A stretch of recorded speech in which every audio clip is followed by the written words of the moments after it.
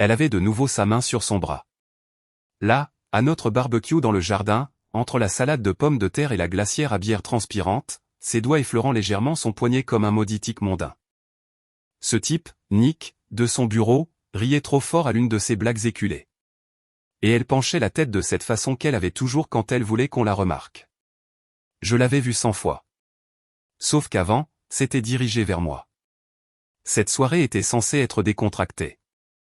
Nous recevions, burgers, chaises de jardin, bougies à la citronnelle, amis, collègues, quelques voisins que je n'appréciais guère, et elle, dans cette robe bleu marine sans manches qu'elle avait oublié de me dire être nouvelle. La même que je retrouverai plus tard, froissée dans le linge sale avec une bouffée d'eau de Cologne que je ne porte pas. Elle était trop bruyante, trop tactile, trop évidente, et les gens le remarquaient. J'ai surpris Janice, notre voisine d'à côté, hausser un sourcil en voyant Lorraine se pencher contre Nick pour une photo.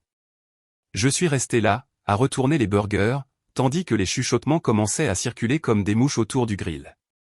À l'intérieur, dans la cuisine, elle m'a coincé. La musique de l'extérieur était assourdie derrière la porte-fenêtre. Elle était pieds nus, tenant une bouteille de bière par le goulot et affichant un sourire suffisant d'adolescente qui cherche à provoquer son père. « Tu es jaloux ?» a-t-elle demandé, inclinant la tête juste assez pour faire semblant d'être enjouée. Je l'ai regardé assez longtemps pour que son sourire vacille. « Non, dis-je, calme comme un moine. C'est juste fini. » Elle a scié. Sa bouche s'est entr'ouverte et, pour une fois, elle n'a pas eu de répartie. J'ai tourné les talons, je suis retourné dehors et j'ai retourné le dernier burger. On pourrait dire que c'est le moment où mon mariage s'est terminé, mais ce serait lui donner trop de drame. Le mariage tournait sur la réserve depuis des années. Ce moment dans la cuisine, c'était juste le clic du briquet. Tout était déjà imbibé d'essence. Et non, je n'ai pas fait de scène. Pas de cris, pas de verre jeté. Je suis retourné à table et j'ai ri à quelque chose que le fils de nos voisins a dit à propos de la sauce piquante. Elle est restée figée à l'intérieur, le décapsuleur toujours à la main. J'ai entendu la porte-fenêtre coulisser 5 minutes plus tard. Elle a essayé de s'asseoir à côté de moi, mais je me suis déplacé subtilement, juste assez. C'est drôle comme le silence peut être plus assourdissant que des cris. Et si vous êtes toujours avec moi en ce moment, prenez une seconde pour vous abonner. Plus de 97% des gens qui écoutent ne le font jamais, mais ça aide l'équipe à continuer de raconter ces histoires qui nous touchent. Revenons au barbecue. Elle n'arrêtait pas d'essayer de croiser mon regard. Je la laissais faire. Parce qu'une fois que vous avez pris votre décision, regarder l'autre personne réaliser qu'il est trop tard procure une satisfaction sombre et nette. Quand les invités sont partis, elle m'a suivi dans la chambre. Je me brossais les dents. Elle s'est appuyée contre le cadre de la porte et a essayé de minimiser. « Tu étais un peu froid ce soir. »« Froid, dis-je, la bouche pleine de dentifrice. » Choix de mots intéressant. Elle a soufflé. Nick traverse un divorce. Il avait besoin de rire. C'est sa perte. J'ai craché, rincé, éteint la lumière. Elle attendait toujours. Alors, on ne va pas en parler. Nous sommes en train de parler. Tu n'aimes simplement pas les réponses. Je me suis mis au lit. Elle est restée debout. Tu es ridicule. Bien sûr, dis-je, en me tournant sur le côté. Fais-moi signe quand je commencerai à être jaloux. Ce fut la dernière vraie conversation que nous ayons eue. Le lendemain matin, elle s'est réveillée seule. Pas de mots, pas de valise, pas d'explication, mais elle n'en avait pas besoin. Elle ne le savait juste pas encore. Dimanche matin, 6h42. La lumière du soleil filtre à travers les lattes des stores, réchauffant la moitié vide du lit où je dormais. Elle s'étire, sa main me cherchant à l'aveugle, s'attendant peut-être à la chaleur de mon dos ou à la peau rêche de mon bras. À la place, elle trouve un oreiller et un drap froid. Elle s'assoit, fronce les sourcils. En bas, c'est trop calme. Pas de murmure de la radio de la cuisine. Pas de cuillère qui teinte contre une tasse de café. Juste le faible bourdonnement du réfrigérateur et le craquement du plancher sous ses pas. Elle m'appelle une fois. Puis une autre, toujours rien. La cafetière est propre et sèche. Aucune trace de mon rituel matinal habituel. Pas de filtres usagés, pas de cuillère dans l'évier. Le grille-pain est débranché.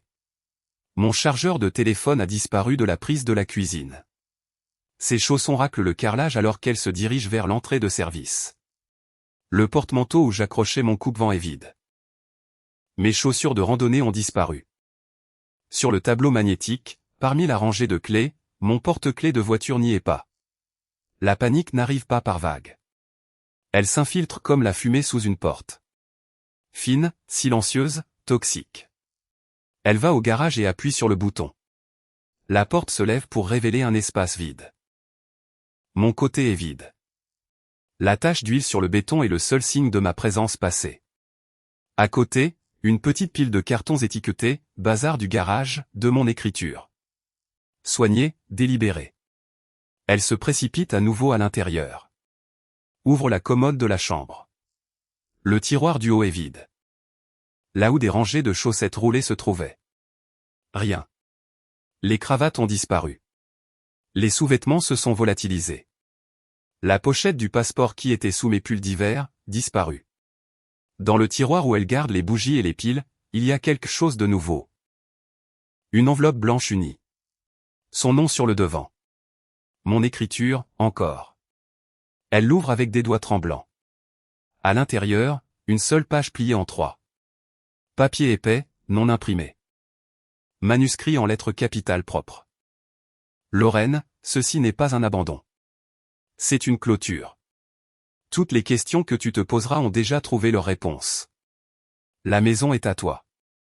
Les économies sont partagées. Déposées et finalisées avec la banque. Voir les relevés inclus. Les voitures sont séparées. Les documents d'immatriculation mis à jour. Mes effets personnels ont été retirés. L'accord de séparation a été notarié, signé et envoyé par email à ton avocat. Il n'y aura pas de drame, pas de contact. Pas de jeu. C'est simplement terminé. Derrière, l'accord de séparation notarié, parfaitement englouti avec chaque actif catégorisé. Des copies de mes déjà envoyées aux avocats et aux banques. Des dates, des numéros de référence, même l'ancien mot de passe commun de Netflix changé et transmis comme une ligne dans un testament. Le tout est si chirurgical. C'est laquelle comprend. Je ne suis pas parti en claquant la porte. Je n'ai pas craqué. J'ai planifié ça. Chaque étape, chaque signature, chaque point de sortie.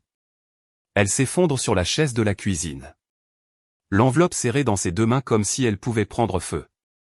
Son téléphone vibre. Un SMS de sa sœur. Tout va bien? J'ai entendu des trucs bizarres hier soir. Appelle-moi. Des trucs bizarres. Ouais. Elle ouvre le frigo. Même les restes de travers de porc du barbecue ont disparu. J'ai dû les prendre en partant. Un dernier petit détail. Une dernière blague privée. Elle relit la lettre pour la 3e fois, puis la retourne, espérant un post-scriptum, un adoucissement, une miette de pain. Rien. Juste une signature. Elle ne pleure pas. Pas encore. Elle reste juste assise, pieds nus, à fixer le plan de travail en granit que nous avions choisi ensemble il y a 10 ans. Et c'est ça qui fait vraiment mal. Je n'ai pas emporté le plan de travail, ni la maison, ni la voiture. Je me suis simplement emporté moi-même. Lundi matin, elle saute son arrêt habituel pour le latte et se dirige directement à la banque. Les dents encore pâteuses du verre de vin qu'elle a bu seule la veille. L'enveloppe est restée sur le siège passager depuis qu'elle a quitté la maison, non relue, mais pas intouchée. Elle l'a tenue trop de fois, espérant que l'encre changerait si elle la fixait assez longtemps. Dès qu'elle entre dans l'agence, le froid de la climatisation lui mord le cardigan. Le même directeur d'agence. Les mêmes fausses fougères dans les coins. La même photo encadrée d'un golden retriever d'un calendrier de charité sur le mur. La familiarité était autrefois réconfortante. Maintenant, elle a l'impression qu'un piège se referme. Elle s'approche du guichetier, glisse sa carte et force un sourire. Je voudrais juste transférer des fonds de notre compte joint. La femme tape, s'arrête, tape à nouveau. Je suis désolé, Madame Decker. Il semble que ce compte a été clôturé vendredi. Lorraine cligne des yeux. Clôturé? Ce n'est pas possible. Elle fouille dans son sac, sort la carte de débit correspondante. Non, celui-ci. Le compte courant à nos deux noms. Oui, je le vois ici. C'était un compte joint, mais votre mari a soumis les documents de dissolution le mois dernier. Finalisé vendredi. La bouche de Lorraine s'assèche. Je n'ai pas été prévenu. Le guichetier a l'air compatissant mais imperturbable. Tous les avis ont été envoyés à l'adresse alternative enregistrée. Quelle adresse alternative? Je ne suis pas autorisé à divulguer cette information, madame. Un agent de sécurité bouge derrière elle. Rien d'agressif, juste une présence. Lorraine sent la chaleur monter à ses oreilles. Je voudrais parler au directeur, dit-elle, plus sèchement qu'elle ne le voulait. 5 minutes plus tard, elle est assise dans un petit bureau vitré en face d'un homme aux tempes grisonnantes et avec un classeur déjà ouvert sur son bureau. Nous avons reçu les documents signés de Monsieur Decker le 2 septembre, dit-il calmement, tournant le classeur pour lui montrer les papiers. Il a fourni une preuve d'identité notariée, une nouvelle adresse postale et a confirmé la division des actifs. Tout correspond à l'accord de séparation que vous avez reçu. Je n'ai rien reçu. Vous avez été mis en copie du résumé de la transaction par courrier recommandé. Je n'ai rien signé, lâche-t-elle. Vous n'en aviez pas besoin, répond-il, toujours poli. Il a exercé son droit de diviser les actifs détenus conjointement dans les conditions légales d'une séparation non contestée. Étant donné que vos noms étaient cotitulaires et non copropriétaires. Et que les fonds des comptes d'investissement étaient liés à des contributions prénuptiales de sa fiducie. Elle n'écoute plus. Fiducie. Il a utilisé la fiducie, celle que son grand-père avait créée, celle qu'elle avait toujours considérée comme un dossier poussiéreux dans le classeur, celle dont les termes étaient trop ennuyeux pour qu'elle les lise. Elle s'agrippe aux accoudoirs de la chaise alors que le directeur continue, nous avons également procédé à la clôture du compte d'investissement vendredi. Les fonds ont été transférés à un dépositaire externe au nom de Monsieur Decker. Conformément aux instructions du dossier. Aucune distribution conjointe n'était requise. Son téléphone vibre dans son sac. Elle l'ignore. Qu'en est-il de l'hypothèque? Elle reste à votre nom. Votre compte individuel n'a pas été affecté. Le prélèvement automatique mensuel est toujours actif. Bien sûr qu'il l'est. C'est elle qui paie l'hypothèque. Il payait tout le reste. Elle se lève trop vite. La pièce tangue légèrement. Y a-t-il autre chose que nous puissions faire pour vous, demande le directeur. Elle ne répond pas. Elle sort simplement au soleil, qui semble maintenant trop brillant, comme une lampe d'interrogatoire. Dehors, elle essaie quand même sa carte au distributeur. Il la recrache comme une mauvaise blague. De retour dans la voiture, elle ouvre son application bancaire. Tout est grisé. Mot de passe rejeté. Authentification à 2 facteurs envoyée à un numéro qu'elle ne reconnaît plus. Elle appelle l'assistance, attend, et redirigée. Des questions de sécurité auxquelles elle ne peut pas répondre.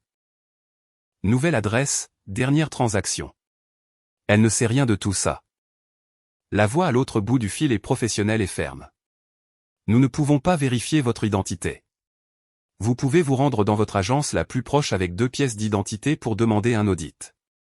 Elle ne crie pas, ne maudit pas, elle met simplement fin à l'appel, puis regarde le pare-brise sans rien voir. Chaque porte qu'elle essaie, il l'a déjà verrouillée derrière lui. Chaque clé qu'elle pensait avoir, remplacée. Ce n'était pas un homme qui a paniqué. C'était un homme qui a planifié. Silencieusement, légalement, complètement. Et pour la première fois, Lorraine réalise que ce n'est pas la tempête. C'est l'après. Le mardi, elle grille ses contacts comme des allumettes. Amis, collègues, même des gens à qui elle n'a pas parlé depuis leur mariage. Personne ne sait rien.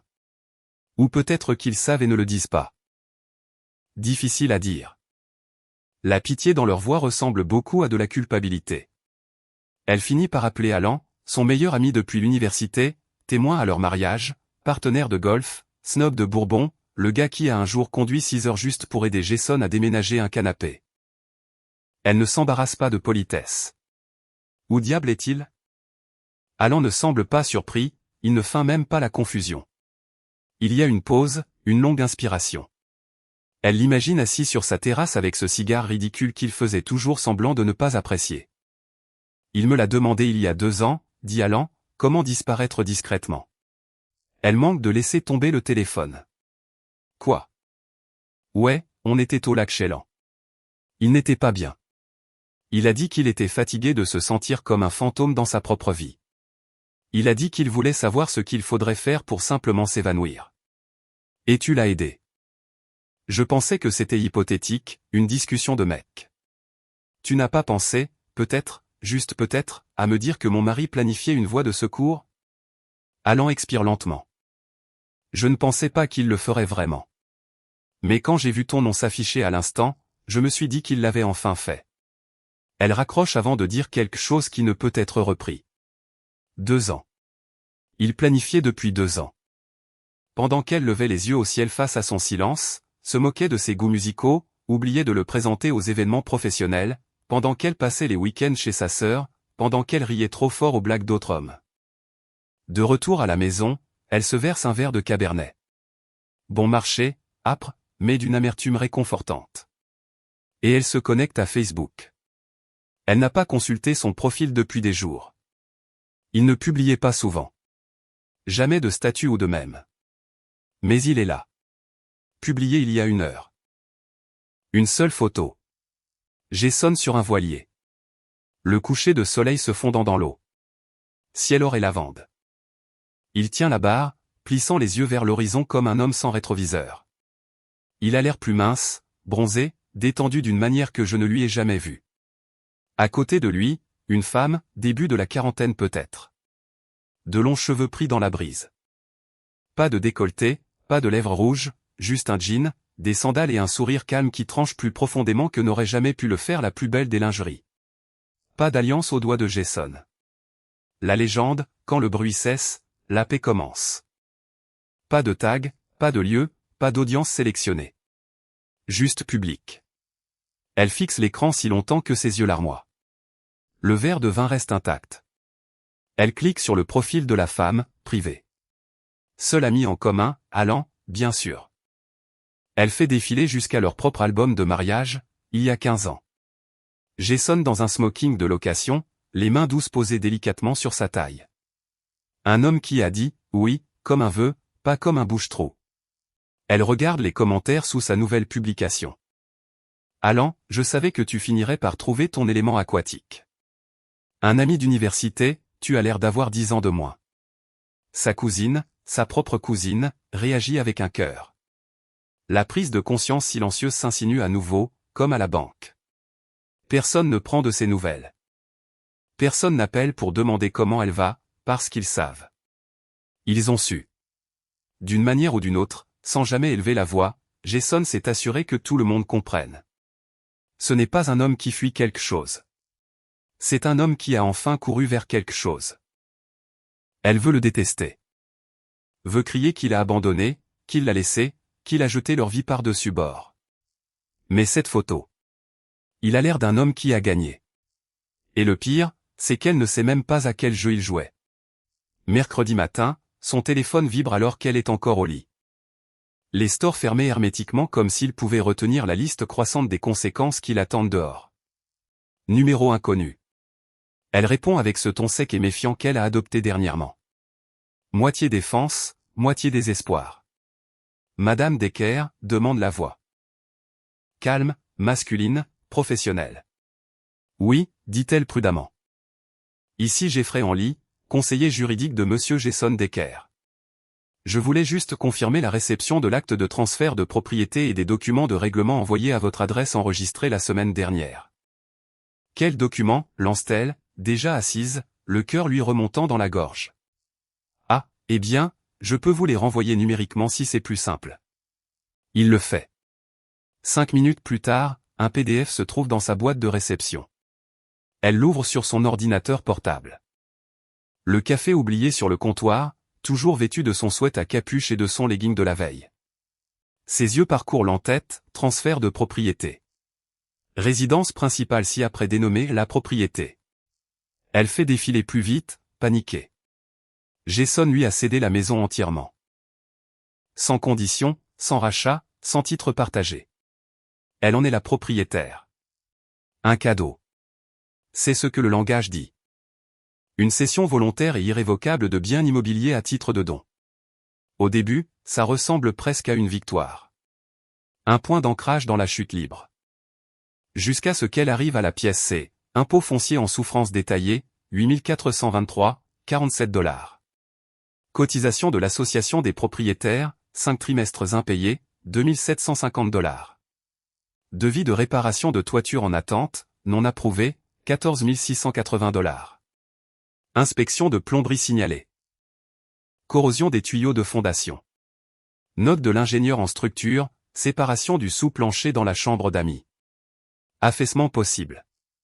Amende municipale, terrain non tondu derrière la clôture, 150 $. En gras, la bénéficiaire a accusé réception de tous les privilèges, amende et cotisation en suspens et accepte la propriété en l'état avec pleine responsabilité et renonciation à toute réclamation contre le donateur. Tout en bas, sa propre signature numérique.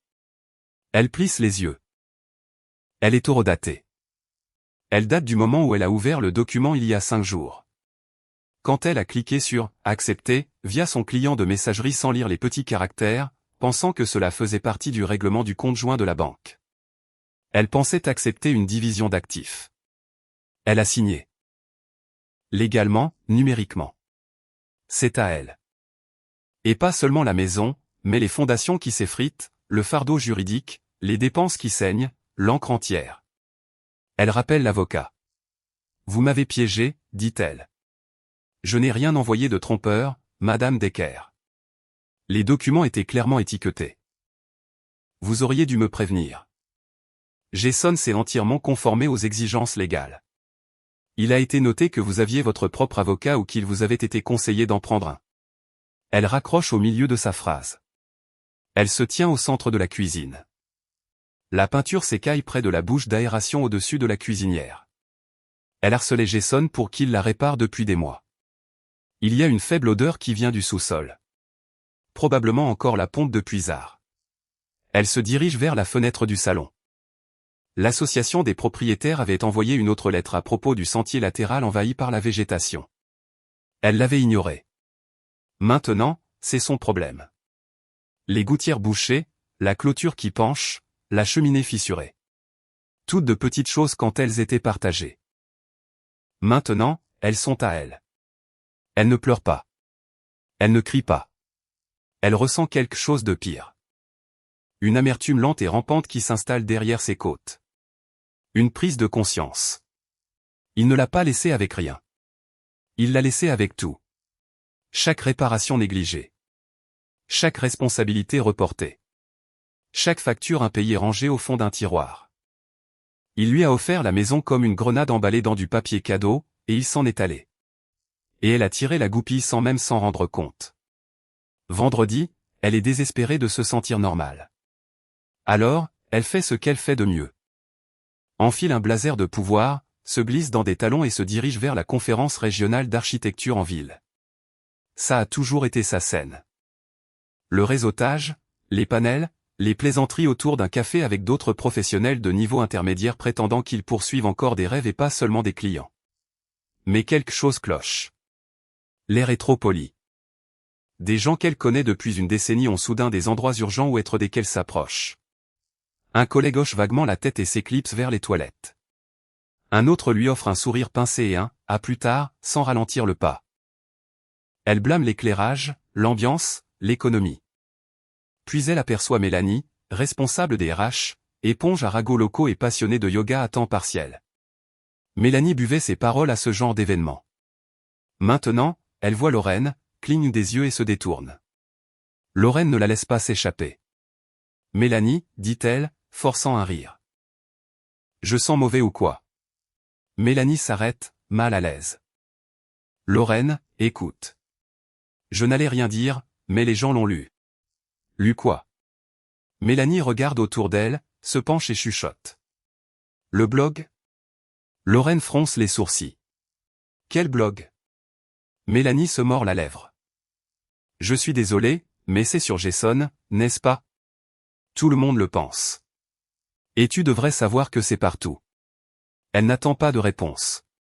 S'éloigne comme si elle venait de livrer un colis que personne ne voulait signer. Lorraine se faufile dans un couloir tranquille, sort son téléphone et commence à chercher. Ça ne prend pas longtemps. Le divorce silencieux, une série d'essais sur la négligence émotionnelle, la moquerie à huis clos, et comment le silence peut être une stratégie, pas une reddition. C'est anonyme. Pas de photo, pas de nom, mais les détails. C'est lui. L'écriture est calme, mesurée, comme la voix de Jason si elle avait une plume. Des histoires de rire crispés pendant que sa femme le traitait d'ennuyeux devant des amis. Des récits de soirées où il était laissé seul pendant qu'elle faisait le tour de la pièce, flirtant de manière inoffensive, mais qui coupait toujours juste assez profondément. Et le coup de grâce, les articles ne sont pas en colère, ils sont d'une neutralité déchirante. Une phrase l'arrête net. Il y a un moment où vous arrêtez de demander à être choisi. Non pas parce que vous ne vous en souciez plus, mais parce que vous croyez enfin que vous méritez un silence de meilleure qualité qu'une mauvaise compagnie. Plus de 80 000 partages, des milliers de commentaires. Des femmes le louant pour sa retenue, des hommes écrivant sur leur propre départ silencieux, des thérapeutes analysant les schémas. Le dernier article, quand vous donnez à quelqu'un la maison, il pense avoir gagné. Jusqu'à ce qu'il réalise qu'il a hérité de la pourriture aussi. Elle sent le sol tanguer sous ses talons. Elle fait défiler les commentaires, cherchant désespérément quelqu'un, n'importe qui défende la femme de l'histoire. Il n'y en a aucun. Et puis elle le voit. Une photo postée dans les commentaires par quelqu'un qui a clairement fait le lien. Elle, à la fête de Noël de l'entreprise l'année dernière, debout à côté de Jason, un martini à la main, un sourire suffisant tandis qu'il regarde ailleurs. Légende, cette femme n'a aucune idée qu'il l'a déjà quitté. C'est ça le pire. C'est devenu viral à nouveau. Elle éteint son téléphone et sort directement du centre de conférence sans dire un mot. Personne ne la suit. Elle était autrefois quelqu'un que les gens admiraient, avec qui ils riaient, qu'ils invitaient. Maintenant, elle est le conte moral silencieux dont personne ne veut trop s'approcher.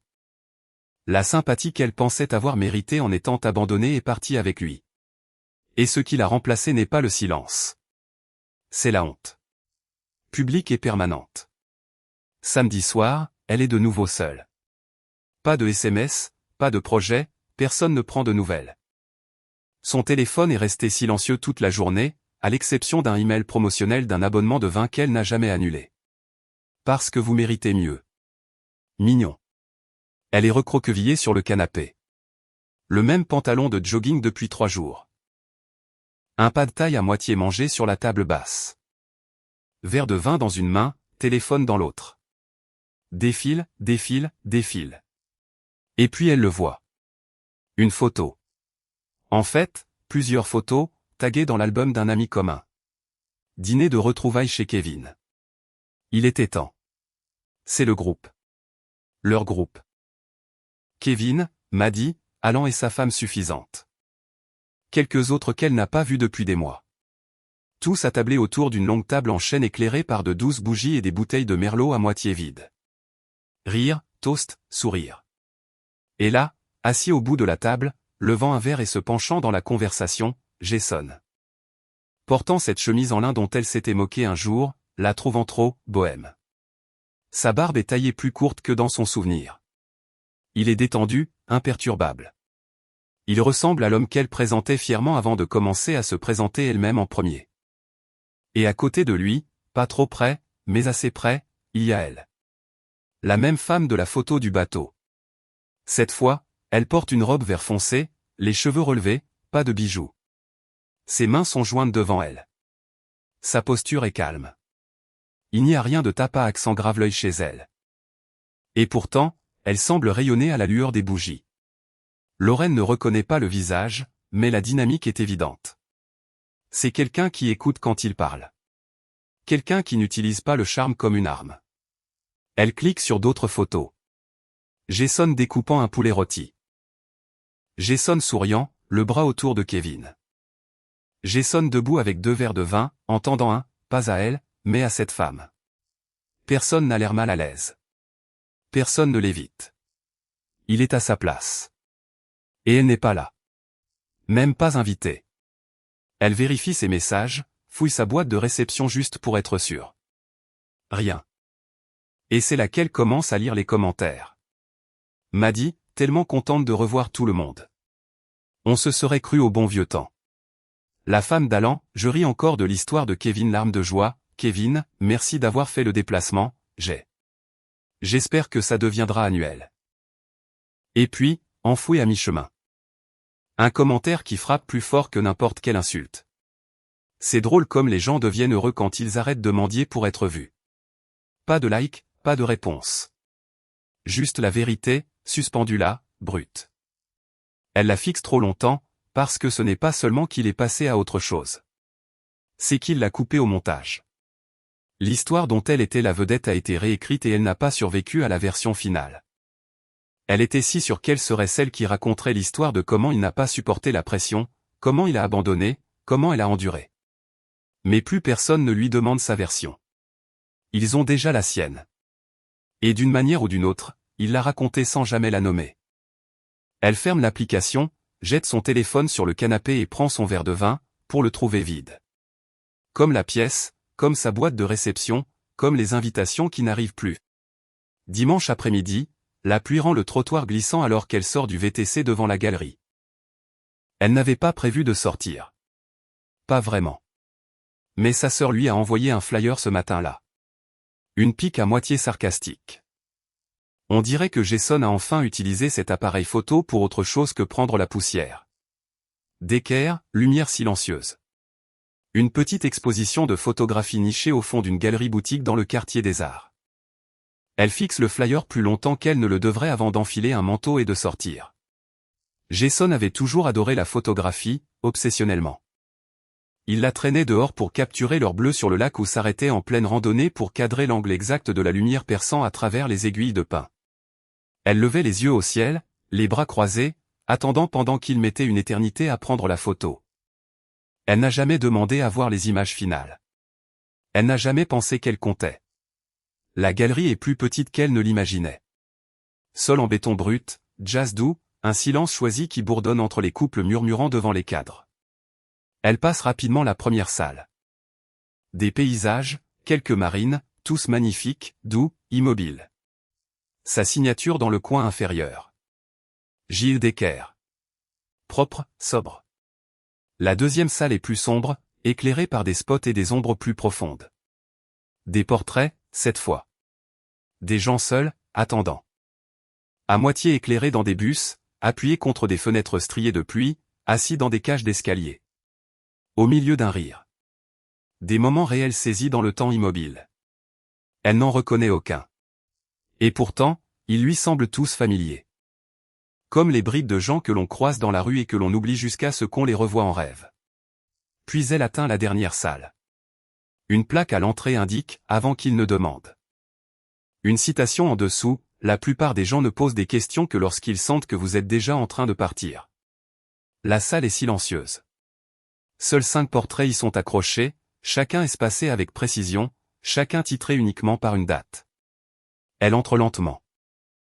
L'avant-dernière image lui coupe le souffle. C'est elle. Elle est de dos, mais c'est bien elle. La courbe de son épaule, ce débardeur spécifique qu'elle portait lors de leurs dernières vacances. Son reflet capturé dans un miroir ancien déformé dans le coin d'un café parisien. Son visage est flou, non par accident, mais intentionnellement. La mise au point est sur le miroir, le verre, le bord doux de la distorsion. Elle allait sans le vouloir. Personne ne se retourne. Elle n'a jamais su qui l'avait pris cette photo. Cette journée avait été horrible. Elle avait été sèche avec lui. C'était pleine de l'humidité, du service, de la marche. Elle se souvenait d'avoir levé les yeux au ciel quand il s'était arrêté pour explorer la lumière à l'intérieur de ce petit café. Et maintenant, c'était là, immortalisé. Le moment où il avait déjà commencé à lâcher prise. Elle s'approche. Il y a une petite plaque à côté du cadre. Quand tu le verras, tu sauras pourquoi je suis parti. Sa gorge se noue. Ce n'était pas une pique. Ce n'était pas une vengeance. C'était pire. C'était de l'art. Il a transformé sa négligence en récit. En quelque chose qui valait la peine d'être regardé. Pas comme un avertissement. Pas comme une chute de blague. Comme une preuve. La preuve qu'il la voyait même quand elle ne le voyait pas. Qu'il la regardait s'éloigner de plus en plus tandis qu'elle se moquait de son silence. Tandis qu'elle méprisait sa dévotion comme une faiblesse. Tandis qu'elle flirtait avec des hommes au barbecue et appelait ça inoffensif. Elle regarde à nouveau l'image. La façon dont elle est floue, comme si même dans le cadre de son appareil photo, elle était en train de perdre sa netteté. Et pourtant, il a gardé la photo, l'a imprimée, encadrée, l'a appelée, avant qu'il ne demande. Pas après, pas pendant, avant. Elle se retourne pour quitter la pièce et voit un livre d'or sur un piédestal, des pages remplies de signatures, de louanges, de petits croquis de ses paysages. Elle voit un commentaire écrit d'une écriture cursive désordonnée. Je suis venu pour la photographie. Je suis reparti avec une boule dans la gorge. Lieutenant. Ses propres initiales. Elle ne se souvient pas de l'avoir écrit. Mais peut-être que c'est approprié. Après tout, quelle part de leur vie a-t-elle traversé en somnambule, pour réaliser trop tard qu'il, lui, était toujours attentif? Le téléphone sonne en milieu de matinée, lundi. Un numéro inconnu avec un indicatif de New York. Pendant un instant, elle ne répond pas. Ça pourrait être du spam. Un créancier. Ou pire. Quelqu'un d'autre essayant de lui livrer une autre version de Jason qu'elle ne connaissait pas.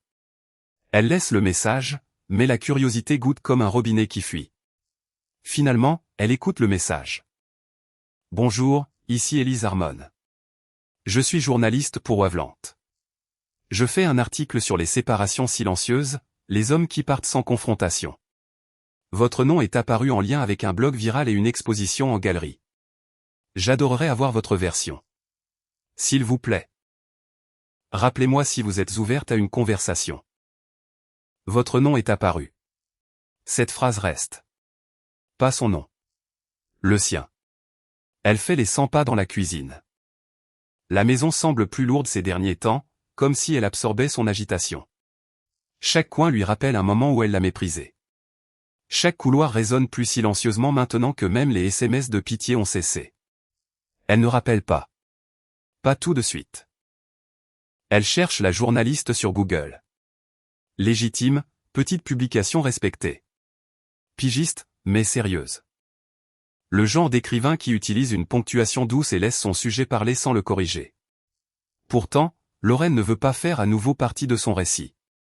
Pas depuis la banquette arrière, pas alors qu'elle a déjà été si proprement coupée au montage. Alors, elle décline, poliment, tape un message. Merci, mais je ne participerai pas. J'espère que vous trouverez ce que vous cherchez. 1 heure plus tard, sa curiosité ronge sa retenue. Elle trouve l'article quand même.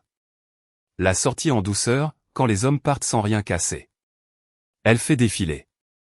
Il y a Jason, non nommé, mais indubitablement lui. L'un des sujets anonymes, décrit avec une retenue poétique. Un homme qui a passé des années à se faire couper la parole, à être tourné en ridicule devant des invités, et à qui on disait que demander de la connexion était être needy. Un homme qui a choisi non pas d'exploser, mais de s'évaporer. Elle le lit 2 fois, puis une 3e, et puis, à mi-parcours, la ligne qui frappe plus fort que toutes les autres. La jalousie, ce n'est pas quand on tient à quelqu'un, dit-il. C'est quand on essaie encore. J'ai arrêté d'essayer. Elle la fixe, l'écran brillant sur ses genoux. Il n'y a aucune cruauté dans la citation. Pas de venin. Ce n'est pas une pique, c'est une oraison funèbre. Il n'a pas fait de crise. Il n'a pas supplié. Il ne s'est pas déchaîné. Il a arrêté d'essayer. Et c'était pire, parce que ça voulait dire qu'il avait atteint un point où elle ne comptait même plus assez pour le blesser. L'article passe à d'autres hommes. Histoire similaire, vie différente. Départ silencieux, pas de porte qui claque, pas de vaisselle brisée. Juste des chaussures manquantes dans l'entrée. Des tasses à café disparues du porte-tasses. Un contact discrètement rompu, comme un air coupé net. Lorraine ferme son ordinateur portable. Pour la première fois, elle réalise quelque chose de terriblement simple. Il ne l'a pas quittée parce qu'elle était trop. Il est parti parce qu'elle n'a jamais été assez pour le faire rester. Elle prend son verre de vin, n'y boit pas, regarde juste à travers la teinte rouge, observant le monde changer derrière. Même les médias la voient maintenant au passé. Il possède le silence. Il l'a façonné, publié, exposé, a laissé les autres l'interpréter. Elle n'est qu'une ombre dans la fuite propre de quelqu'un d'autre. Et même cela semble généreux.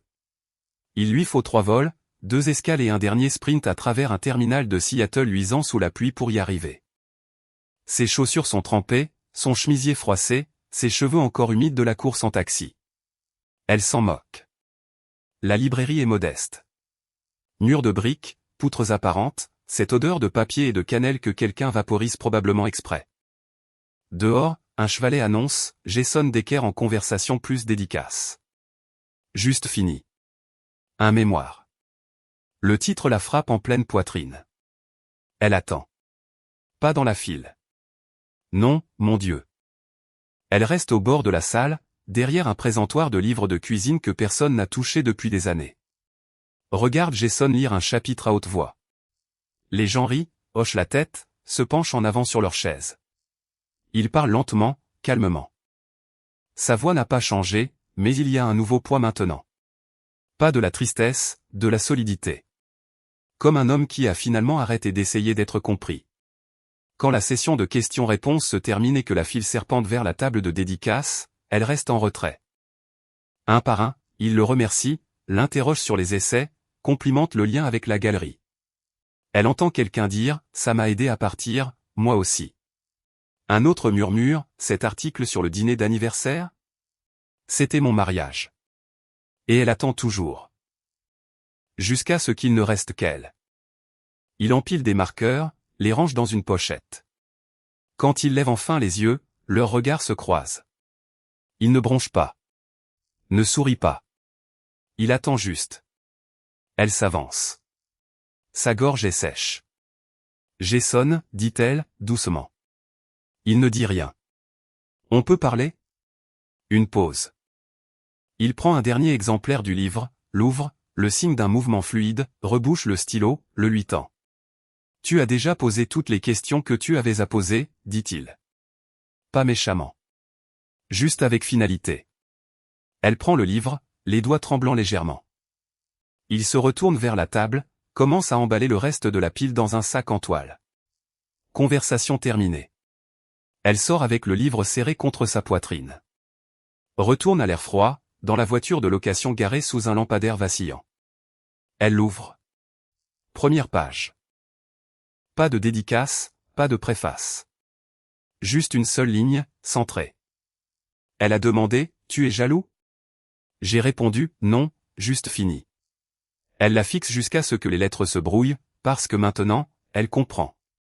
Ce moment dans la cuisine, bouteille de bière à la main, sourire suffisant au visage. Ce n'était pas le début d'une dispute. C'était la dernière page d'une histoire qu'il avait déjà fini d'écrire. Et elle était encore occupée à jouer le personnage principal d'un récit qui ne l'incluait plus. La porte finale n'avait pas claqué. Elle n'avait même pas grincé. Elle s'était simplement refermée. Doucement, définitivement.